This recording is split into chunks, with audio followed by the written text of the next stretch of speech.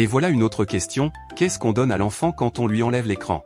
Parce que dire ne regarde pas de réel, c'est facile. Mais s'asseoir pour jouer, écouter ses histoires, sortir marcher, lui lire quelque chose, cuisiner ensemble, ça demande de la présence.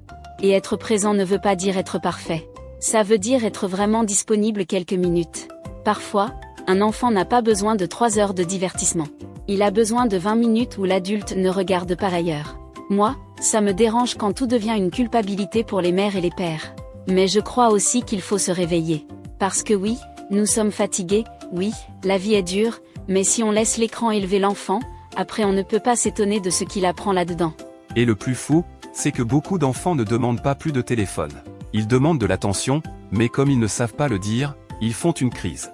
Et l'adulte, pour calmer la crise, lui donne justement ce qui le déconnecte encore plus.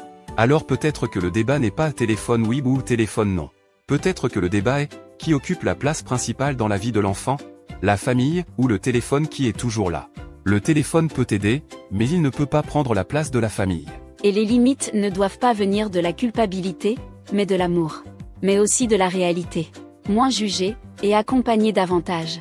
Et de temps en temps, couper le Wi-Fi de la maison, même si ça ressemble à un film d'horreur. Parce qu'au final, un enfant n'a pas besoin d'un adulte parfait. Il a besoin d'un adulte présent. Et si le téléphone est devenu le silence le plus confortable de la maison, peut-être qu'il ne faut pas commencer par gronder l'enfant, peut-être qu'il faut commencer par se demander quelle conversation nous avons arrêté d'avoir avec lui.